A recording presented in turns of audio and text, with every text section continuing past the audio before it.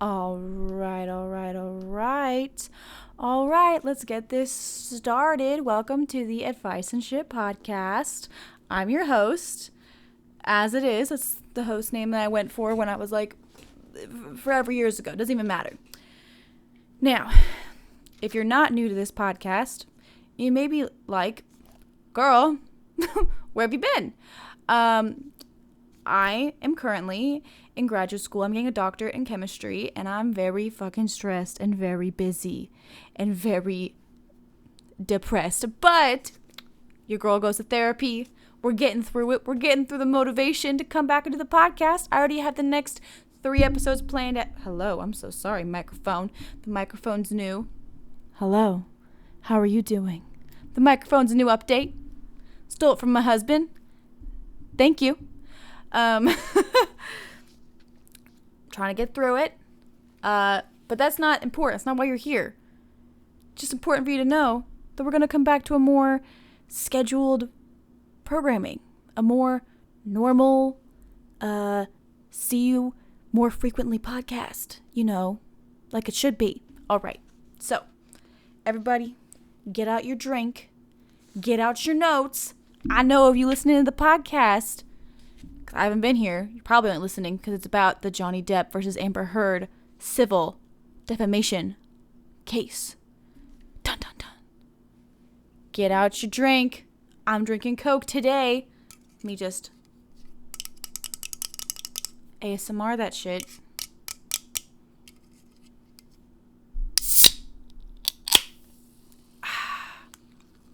Opened it so well, it splashed on my face. That's what she said. Not exactly what she said, but I love The Office, so I could help myself.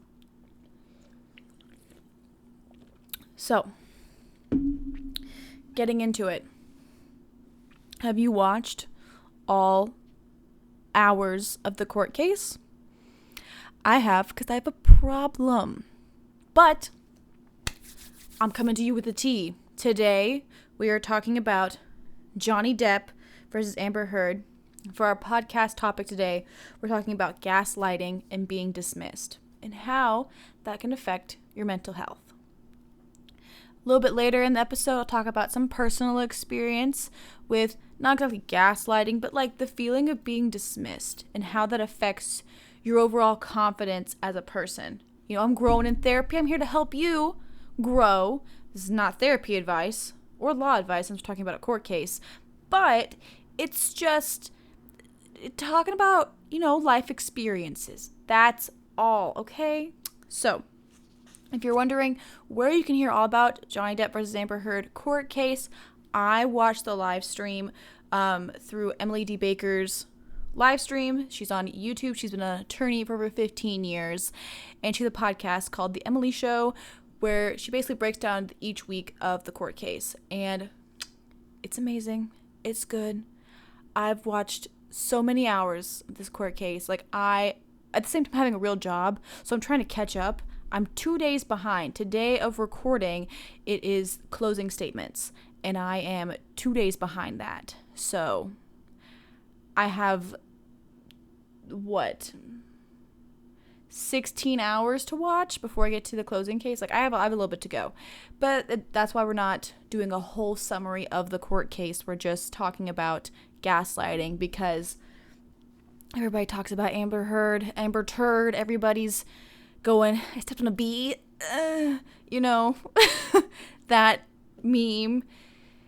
And now, before we start diving into my notes, because girl, I have notes. I want to get my bias out there just so you don't think that I'm coming in unbiased, because I'm not. Okay? I'm coming in biased. I am hashtag justice for Johnny Depp. I have been since the UK case when the leaked audio happened and we heard about how Amber was saying, I wasn't punching you. I was fucking hitting you. Since that leaked tape, even before then, I was kind of like, that seems kind of strange. But I wasn't going to be like, not supporting a victim. And that audio came out and I was like, oh, you're a fucking liar. So that's my bias on it. If that's not your bias on it and you don't want to listen, you can tune out. That's fine. Just know that my opinions on this, my notes, have some bias in them. And if you don't want to hear that, then, maybe don't listen. If you do listen, hey, good for you, getting a new point of view. However, watching this court case and watching Elaine, Amber's lawyer, and Amber's testimony, and how it just contradicted itself all the time, I tried to go in being unbiased to the court case. I really did, watching it. And then it's going to be, not that, but just everything else. Her testimony was so graphic, but not in a graphic way that a sexual assault survivor usually describes their attack. Which that's not the point of today's podcast, and maybe that will be in the future, but that's also where I stopped trying to be unbiased in the court case and was just like, no, I'm biased. Because as a sexual assault survivor and someone who has a lot of friends who are also survivors, whenever we talk about our experiences, we're not pointing out how dirty the floor was. That's not something that we look at and we talk about. We get very uncomfortable, and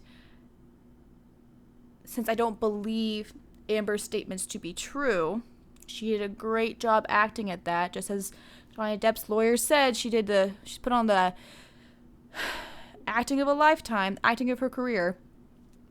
See, that's my bias coming out. I'm sorry. Maybe that's a little mean. But,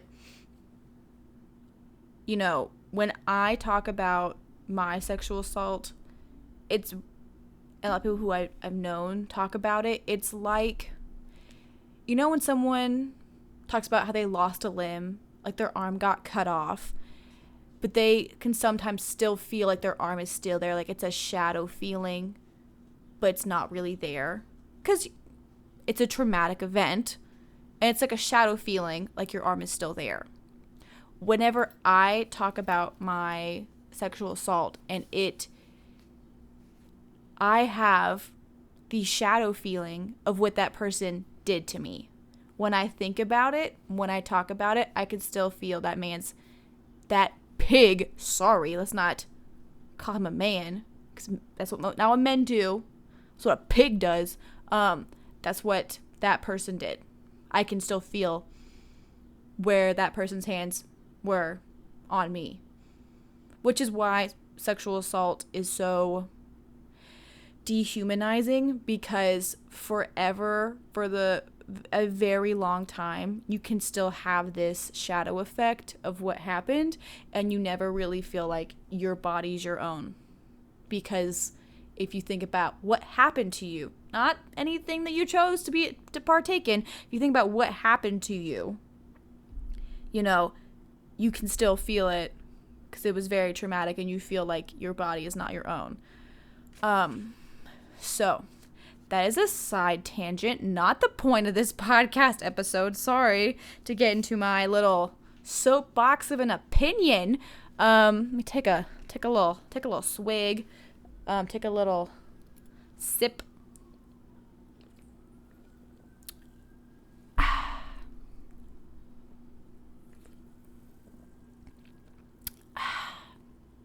I have a Coca-Cola addiction now, and it's fantastic. If you're a Pepsi person, let me tell you,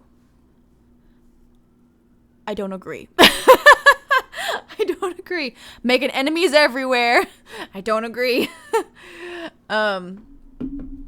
Sorry, that was just very random.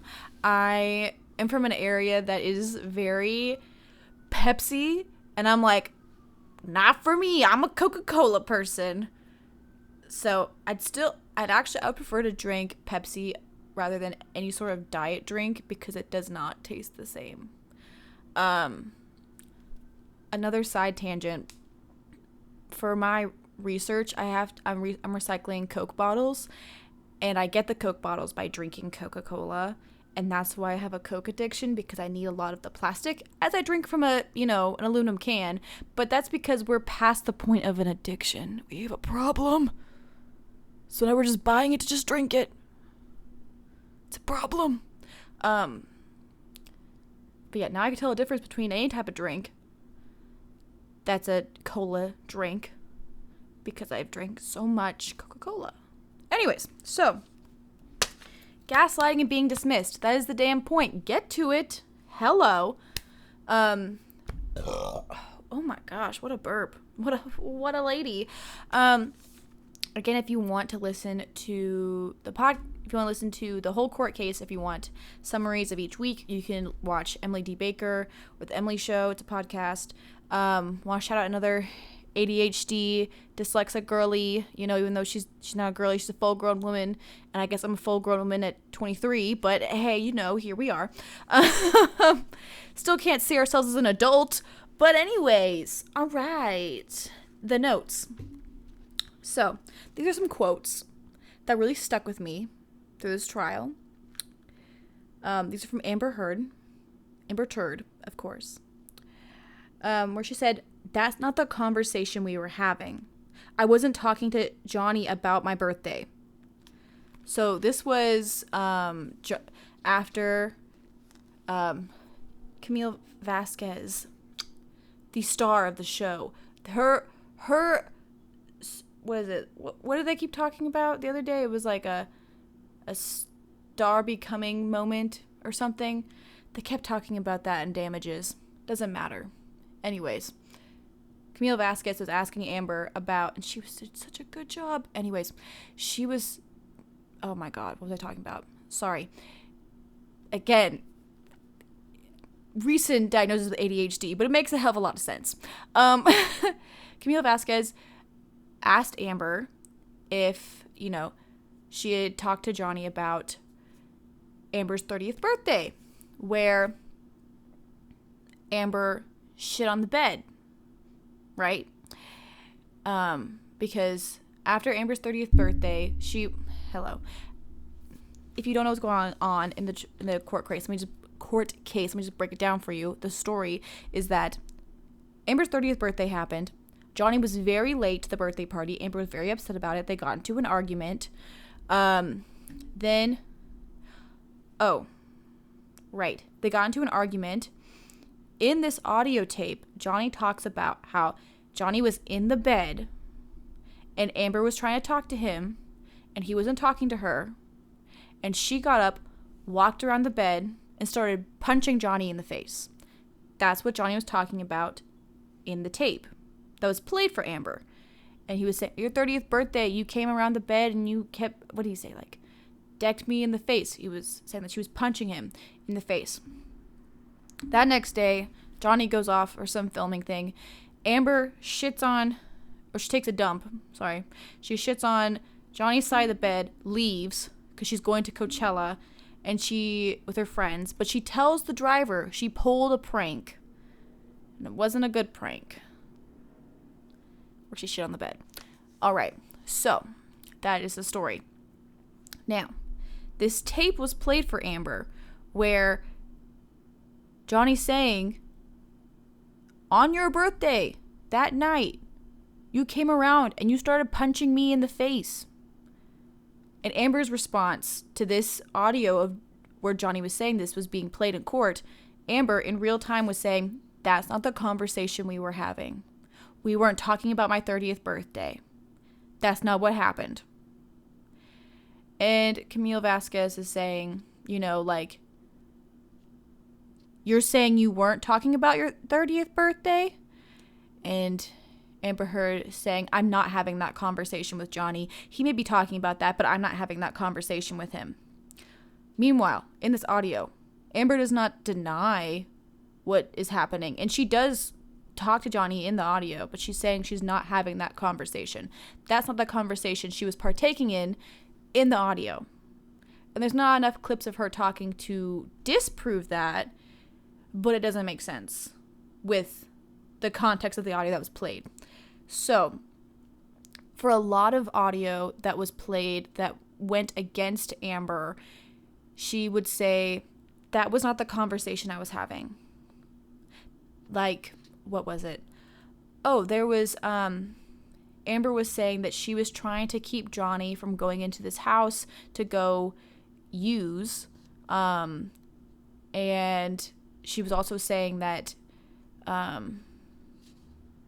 she doesn't text Johnny a lot. And then texts were shown where Amber kept texting Johnny being like, don't be the monster, be the man, fight for us, stay with me, don't leave. And Camille Vasquez is saying, you're not calling Johnny when he uses a monster, you're calling him when he leaves you and ignores you a monster.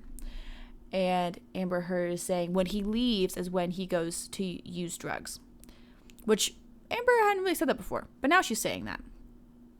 And she's claiming that that's what they were doing. And then this audio is played where, in fact, the audio is Johnny explaining, I'm going to go see my daughter. I'm going to go. You can't keep me from seeing my kid. I'm going to go. You're going to be fine. I'm going to leave you for a bit, and I'm going to come back in a few hours. And Amber's response to that is, that's not the conversation we were having. So back to the point of gaslighting and being dismissed. She's gaslighting this whole court, saying that's not the conversation we were having. When from the audio tapes, it's very obvious that that's the conversation they were having. I feel like Ben Shu, Depp's lead attorney, with his face going like, what? What? How can you, what? What do you mean it's not the conversation? What? Like, it's so annoying. Or another thing with another example of gaslighting the court is Amber like mixing up the meaning of words, being like, oh, well, those words mean the same, when they obviously don't. They obviously don't mean the same thing, but she's like, no, they mean the same thing. Don't worry about it. You don't know. You don't know, but they mean the same thing. You're manipulating the meaning and the perception of others to fit your benefit and make them feel like they're wrong. That, ma'am, is gaslighting. So, this was when Amber was being asked about her claims that she paid, as Camille Vasquez said, this $7 million from her divorce settlement. And then Amber would say, correct, I pledged the entirety. I pledged the entirety of the divorce settlement. Correct, I pledged the entirety.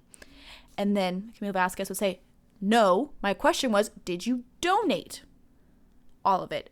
After they played video of her on a TV show saying she donated all of it. So then Amber's like, no, I did. I pledged all the money. Camille Vasquez is like, you haven't donated all the money.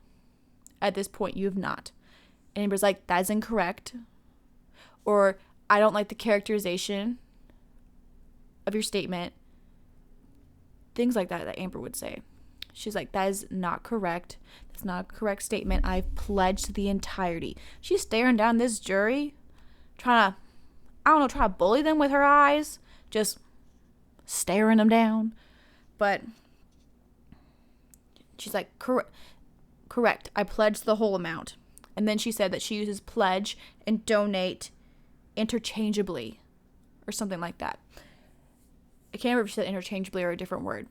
But that's not what that means, sis. That's not what that means. And then she was saying, well, it's Johnny's fault that I haven't been able to pay it because I got sued. When in fact, Amber had all $7 million from Johnny in full 13 months before Johnny sued her. So Amber just didn't want to donate and give to those children who are dying in the hospital? Thanks a lot.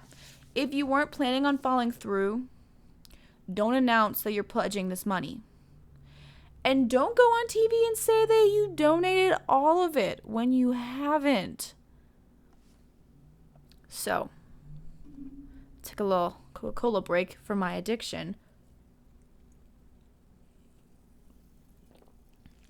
And I'm not saying Coca-Cola like an addiction like to make light of actual addictions. That's not the point. I mean, like, you know, some people actually have a soda problem, and if they go without soda for a couple of days, it's like they have a sort of like withdrawal from it. That's what I mean. I don't mean like a addiction like to a drug. I'm not trying to make light of anything like that. Okay, cool. Just want to make sure that we're all on the same page. I mean, I thought we were on the same page, but I just wanted to like double check, you know? So the reason I'm talking about gaslighting and feeling dismissed, and we're using Amber as a good example of that, is because I think it's hard to see gaslighting within our own day-to-day lives and see that, you know, this family member you have or this significant other you have is talking to you in a way that's very dismissive, or is, you know, gaslighting you, making you constantly feel like you're wrong, you can't do anything right, and you don't know what's going on. You're not right about anything. You have a skewed and misunderstanding of the world because this person's gaslighting you. And I think it's important to show Amber actually gaslighting the court, like lying, not enough for a perjury case, but like actually like gaslighting the court, like just changing the words a little bit, because that's kind of how gaslighting works sometimes. So maybe we can use it as an example to see gaslighting within our own relationships, whether that be coworkers, family members, like intimate relationships, because, you know, everyone's like, oh, gaslighting, if you're gaslighting me, it's become like a, you know, a pop culture term, like trigger, that triggers me, which is annoying. But I think it's a good example so we can analyze our own self, because in our own relationships with people, because watching Amber just like twist words in a way so that you're constantly wrong and incorrect has actually showed me that there are a few relationships within my own life that are kind of like that, where I'm never right. I'm never right. Even on something that I know. Or even if it's something that I know and I know I'm confident that I'm correct, well, that's not important. That's the dismissive side of it, where even if you prove that you're right, it doesn't even matter. Who cares? Next, and let's talk about something else. That is so defeating as a person. Like, for you to be treated that way is like so defeating to feel.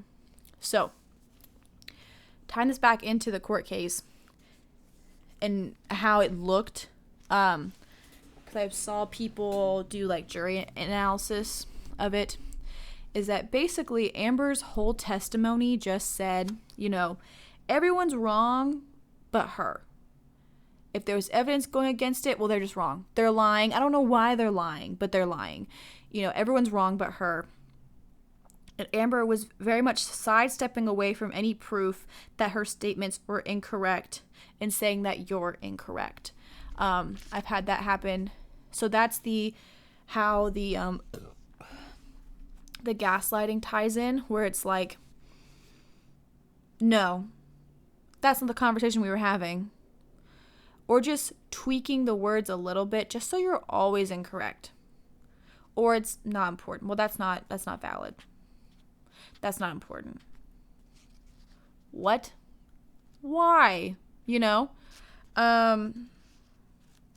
I talked about how I recently was diagnosed with ADHD, and, you know, my family was never really thought I had anything, you know, going on, like well, okay, we definitely knew that I couldn't remember shit. That was that was for sure. My dad told me I had the memory of Dory. Like, you know, I definitely will forget things, especially if they're not in my like line of sight. They don't exist, which is a very good clue to ADHD. Maybe I could do a podcast episode on that. But anyways, little tidbit of, you know, life experience. I'm very open about my mental health and like any traumatic experiences, like my sexual assault, that would affect my mental health and how it's, like, you know, affected me as a person. And, you know, why do I feel like I have to be like up here to get a good audio? Hello, is this better? Or no, I'm talking quieter. Okay, let's talk really loud from back here. I don't know. Anyways, I was very open about my diagnosis and getting on this very mild ADHD stimulant. It's not like Adderall. It's a very intense stimulant from what I understand. So I'm just on a milder stimulant. And someone in my life asked me one time, like, so what are you using that for? And I was like, what do you mean? And they're like, well, what are you using the medication for? And I was like, to focus. Like, what do you mean? Like, well, I mean, like, you didn't actually get like a real ADHD diagnosis, right? So, like, you know, what are you using it for? And I was like, to focus. And, you know, like, I did get a diagnosis. I saw a psychiatrist, and they said that, like, yeah, but like, you didn't like do like a test or anything. Like, it's not like a real diagnosis. So, like, what are you using it for? And that is very gaslighting. And when this conversation was happening, I'm like, this is just really weird. Like, it's a really weird thing to say. And then I was telling my husband about it, and he was like, that's so fucking rude. Why the hell would someone say that? And I was like, oh, yeah, no, I guess you're right. That is a really rude thing to say to somebody.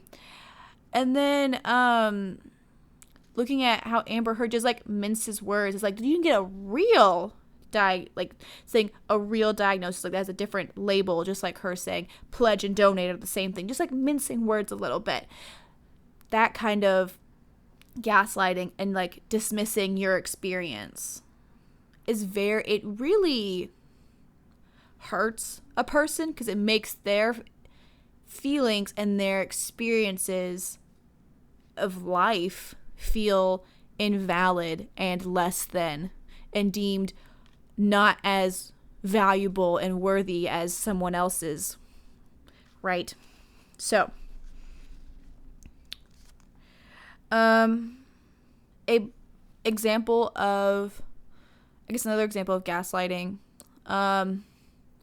would be when Amber was in the audio recording to Johnny, because we're going to get into how gaslighting affects you in a relationship with somebody. We talked about, like, what is gaslighting? Now we're going to talk about how that affects you in a relationship.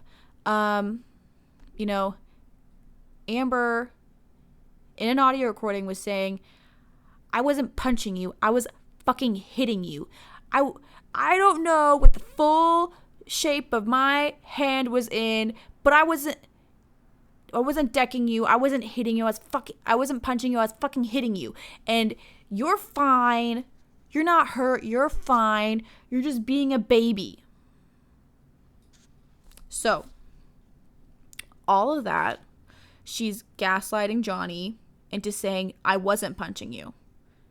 You don't know. I don't know what the shape of my hand was, but I know I wasn't punching you. So, you're wrong. I'm changing your perspective of reality. I wasn't punching you. I was not punching you. And then calling Johnny Depp a baby afterwards is the dismissing of his feelings.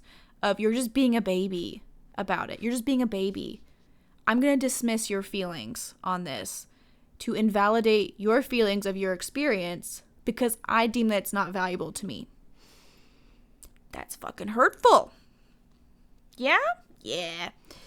So, to read the definition I got from Google on gaslighting.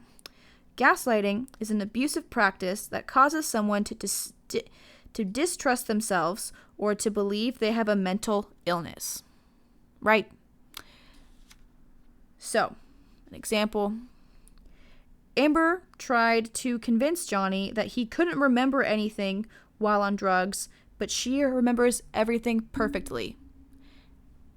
That was an example that was brought up in court, or was kind of alluded to, because Amber remembered everything perfectly, but Johnny has a memory problem because of his drug addiction. You know, making his memories and his feelings are invalid because he doesn't remember anything. So, the long-term effects of gaslighting include anxiety, depression, trauma, and low self-esteem. Now, in the depression department, because if your, coworker, friend, family member is gaslighting you, these are things that you can, these are feelings you can have because of it. So, in the depression department, Amber pushed Johnny with the gaslighting and also the physical abuse. Now, all this is alleged, so please don't sue me. Please, oh God, do not sue me, girl. You will get $0 from me because that's how much I have, is $0.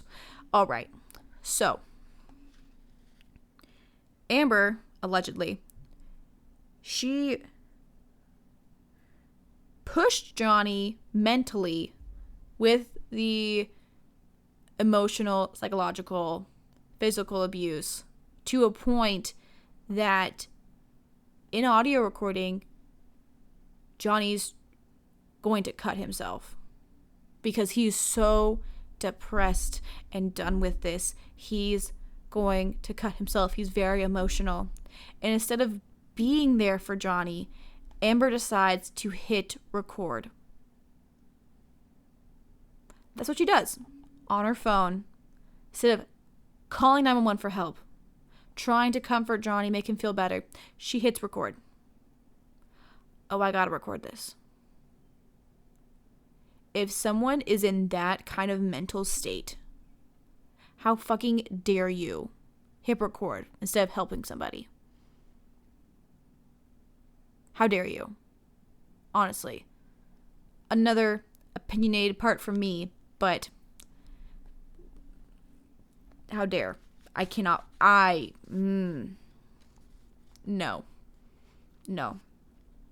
I can't. That makes my blood boil. Oh my God. Okay. On to a different thing. I know that was kind of hard to talk about. I'm really pissed. Thinking about that, I kind of forgot about that. I'm mad again. So the gaslighting long-term effects can lead to low self-esteem. Low self-esteem can lead to a rise in jealousy and insecurity, which kind of correlates with the longer that Amber and Johnny were together, the more cheating accusations Johnny had against Amber. Although, if we do remember, Johnny said that Amber was cheating on him with James Franco. And then timeline's important, before Amber could change her locks, or no, she did. Forget the timeline. I don't remember. She brought James Franco over to the penthouse. So, whatever. There's elevator footage. Just keep that in mind. And so, just so we can get a holistic view of, you may be thinking, well, why the hell, if someone's gaslighting you, it's making you depressed, it's making you have low self-esteem, why would you stay in a relationship with someone like that? that treat you like that. Well, here we go. Summary of some research. A summary of the research points out that people with low self-esteem's resistance to address concerns may stem from a fear of negative outcomes. That is, they believe that if they speak up and confront what troubles them, they risk rejection from their partner, and that in turn will damage their relationships. So by speaking out and saying, hey, that's not cool when you do that, there's the fear of rejection, which kind of correlates with the fear of being dismissed, of, hey, I'm bringing these concerns to you about how you're treating me, and that fear of, once again, being dismissed.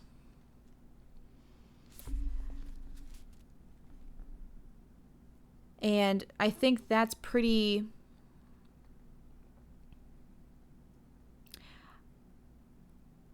I think that's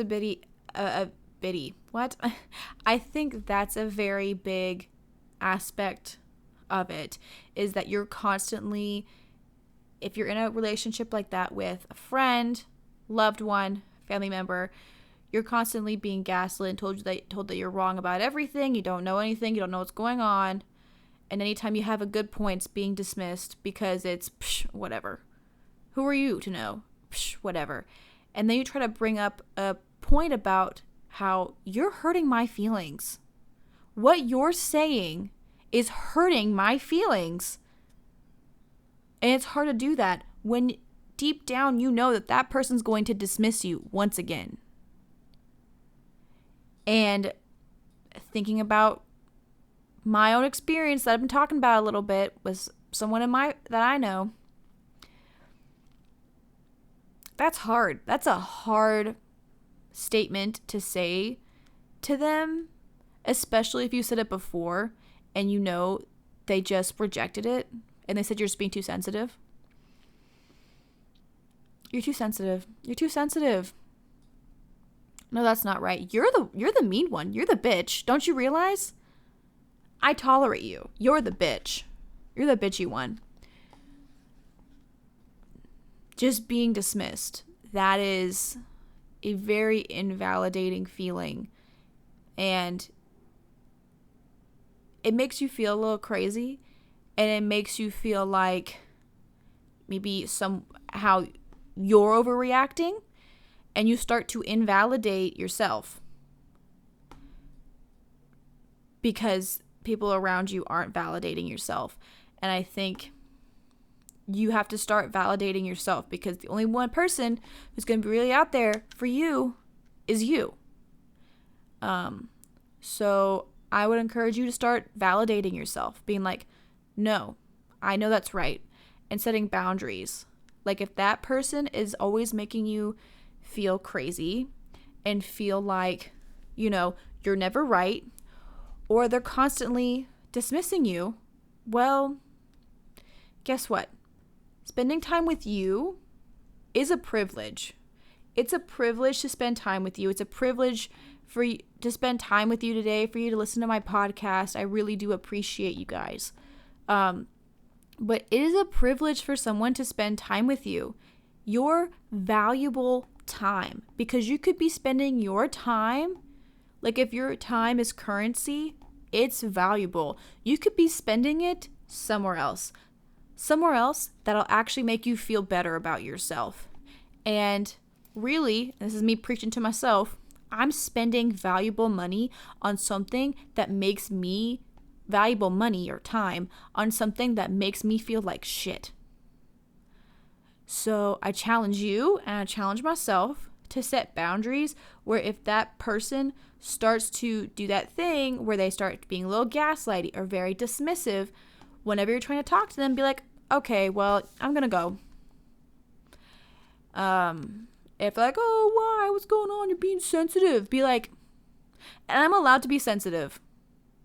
And this hurts my feelings. So I'm going to go. And then actually follow fucking through and leave.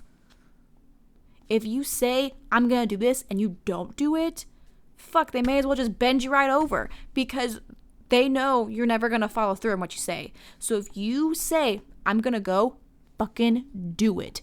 Take a breath, walk out. Say, I'll come back later, but I'm going for now. I need a break. And leave. Just give yourself some peace. Just walk the fuck out. I believe in you. I know you can do it. Have a great ass day. You know? This is my encouragement for you for the week. I believe in you. You can do it. You can set a hard boundary. I believe it. Girl, let me tell you. And if you're a dude, girl, let me tell you. I call everybody girl. Don't worry about it. I have a hard time with boundaries because I am a people pleaser at my core. I truly am. But setting boundaries, it seems so hard. Now that I have some, I'm like, shit, oh, this is like ecstasy. Where has this been my whole life? Oh my God. It's great. It's real good. It's so nice to actually value yourself. Like put value and worth on yourself over others. Not in a condescending way. Like I'm worth so much more than others.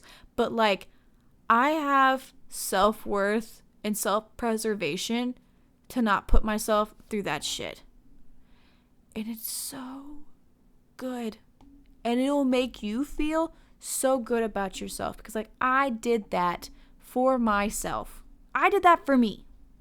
So next week, because I already got it planned out. Let me tell you, girl, I got planned the fuck out. I'm inspired.